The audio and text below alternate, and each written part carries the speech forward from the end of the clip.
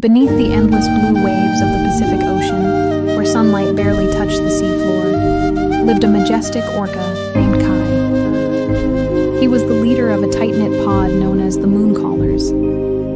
These orcas were known not just for their striking, black and white markings, but for their remarkable ability to work together, like dancers in the water, perfectly in sync. Kai had inherited leadership from his mother, Luma, a wise and graceful matriarch who taught him the value of listening, patience, and courage. Under his leadership, the pod didn't just survive the ocean's challenges, they thrived. But the ocean was changing.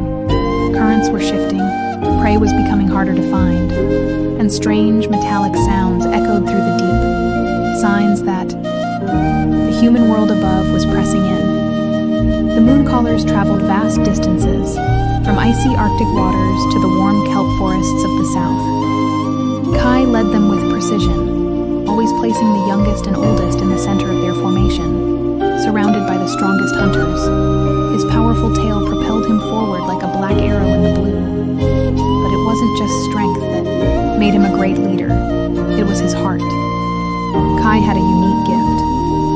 He could sing in a way that reached every member of the pod, resonating through their bones, filling them with calm and unity. His calls carried meaning, warnings, affection, plans.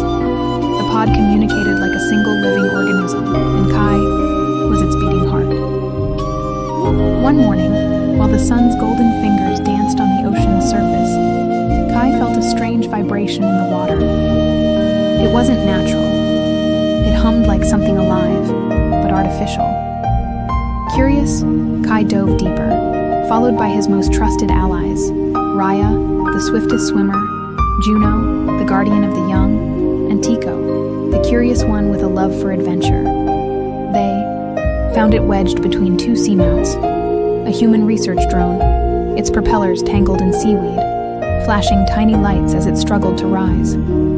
It was harmless, but it had frightened a school of fish that the moon callers depended on. Worse, the noise had scared off a family of seals they'd been following for food. Raya wanted to destroy it. "It doesn't belong here," she said, circling it with agitation. But Kai raised his fin. "No, we don't attack out of fear. Let's understand it first." Using their teamwork, they pulled the drone free from the weeds.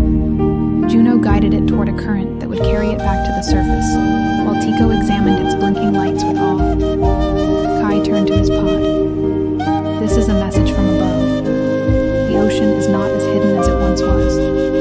We must adapt, learn, and protect our home more than ever." Days later, the moon callers faced a true challenge, a violent undersea storm, one that churned the ocean for hundreds of miles, was headed their way.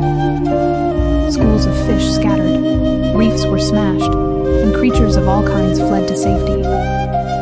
Kai knew they had to act fast. The orcas needed to reach a sheltered trench known as the Deep Hollow, a calm place even storms couldn't reach. But the journey was long, and the youngest calves wouldn't make it without help. Kai called the pod together, his song clear and strong. "We move as one. Every tailbeat matters. Those strong enough will guide the calves. We share the lead. No one is left behind." The migration began, with the pod swimming in formation tighter than ever. Raya and Juno flanked the pod's sides, while Kai took the front. The ocean darkened as the storm neared, waves growing monstrous even below the surface. Thunder echoed faintly from above. Suddenly, a sharp cry rang out. Tico had been separated from the group. A rogue current had swept him into a maze of underwater caves. Without hesitation, Kai turned back, diving deep into the swirling waters to find him. The caves were ancient and eerie, filled with echoes and flickering lights from bioluminescent creatures. "Tico," Kai called through the darkness. A faint reply came. "I'm here." Kai followed the sound, navigating through tight passages. He found Tico tangled in sea vines, his dorsal fin trapped between rocks. Using all his strength, Kai pried the vines apart with his snout, freeing the young orca.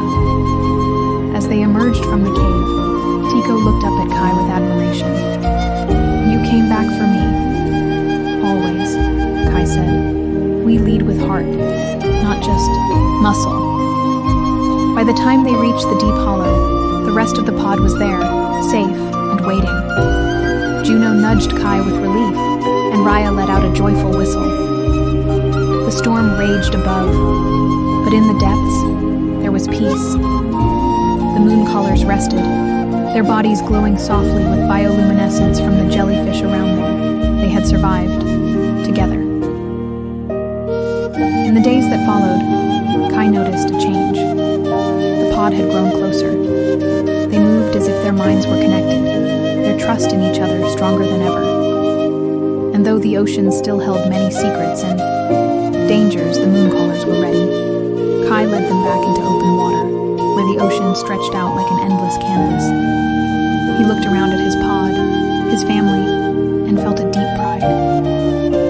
Leadership wasn't about being the biggest or strongest. It was about listening when others were afraid, returning when someone was lost, and teaching courage through kindness. The ocean was full of secrets, but the greatest of them all was the power of unity. As the moon callers vanished into the deep blue, their songs echoed through the water like poetry, a reminder to all creatures that in a world full of unknowns, working together with love and wisdom would always light the way.